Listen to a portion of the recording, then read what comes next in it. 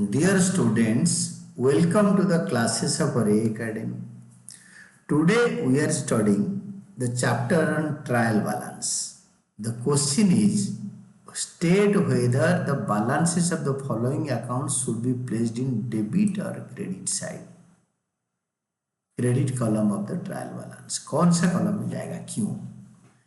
तो first one is ये सारे दे रखा है 1 2 3 4 करके 16 तक दे रखा है। तो आपको ट्रायल बैलेंस आजर जो बनाओगे तो उसको serial number, heads of accounts और इसका लेजर फुल कॉलम जगह पे लॉजिक लिखो क्यों जाएगा, और डेबिट बैलेंस के लिए कॉलम बनाओ और क्रेडिट बैलेंस के लिए कॉलम बनाओ।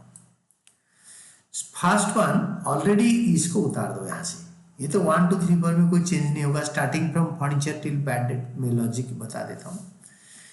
ये देखो सीरियल नंबर 1 में यू हैव फर्नीचर। फर्नीचर हमारा एसेट है और ये एसेट एंड एक्सपेंडिचर डेबिट में आता है, तो इसलिए डेबिट कॉलम में आएगा फर्नीचर।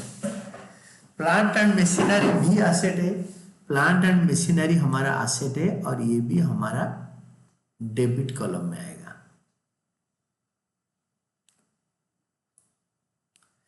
देन डिस्काउंट अलाउड, ये भी हमारा एक्सपेंडिचर है, खर्चा है। ऑल खर्चाज आर ऑल डेबिट्स, तो ये भी डेबिट कॉलम में आएगा। सैलरी हमारा एक्सपेंडिचर है, सैलरी हमारा खर्चा है और खर्चा डेबिट में आएगा। बैंक ओवरड्राफ्ट हमारा लायबिलिटी है, बैंक ओवरड्राफ्ट हमारा लायबिलिटी है और लायबिलिटी को क्रेडिट बैलेंस में लिखेंगे। कैश इन हैंड हमारा एसेट है और एसेट डेबिट बैलेंस होता है। कैश इन हैंड हमारे पास जो कैश रह गया। Then comes your creditors, creditor हम जिनसे उधार पे खरीदते हैं, क्रेडिटर हमारा लायबिलिटी है, लायबिलिटी हमारा क्रेडिट कॉलम में आएगा।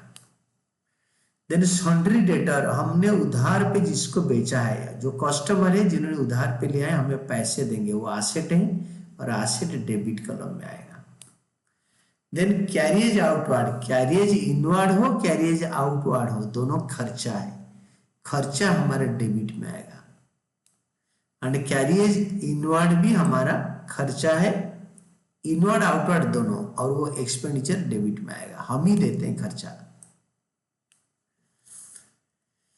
सेल्स हमारा लायबिलिटी है, ए रेवेन्यू है, रेवेन्यू हमारा इनकम है, इनकम हमारा क्रेडिट बैलेंस में आता है, क्रेडिट कॉलम में आता है। क्रेडिट बैलेंस होता है उसका और क्रेडिट कॉलम में भी आता है, इसलिए क्रेडिट कॉलम में आएगा। परचेजेस हमारा एक्सपेंडिचर है, एक्सपेंडिचर हमारा डेबिट कॉलम में आएगा। डिस्काउंट रिसीव्ड हमारा कमाई है और ये इनकम है, इनकम हमारा क्रेडिट कॉलम में आएगा। इंटरेस्ट रिसीव्ड हमारा क्रेडिट बैलेंस है और वो इनकम है, इनकम हमारा क्रेडिट कॉलम में आएगा। इंटरेस्ट हमने पे किया, इंटरेस्ट डेबिट है, हमारा एक्सपेंडिचर है, एक्सपेंडिचर डेबिट कॉलम में आएगा। बैड डेट हमारा एक्सपेंडिचर है, एक्सपेंडिचर डेबिट कॉलम में आएगा। बैड डेट को लॉस ही बोलते हैं, लॉस हमारा डेबिट है, डेबिट कॉलम में आएगा। ये सारे इसीलिए ये सब चीजें 1 to 16 due to this logic will come in this column. इसका लॉजिक भी दे रखा है। लॉजिक आपका याद हो गया तो हमेशा ट्रायल बैलेंस आपके करेक्ट होगा।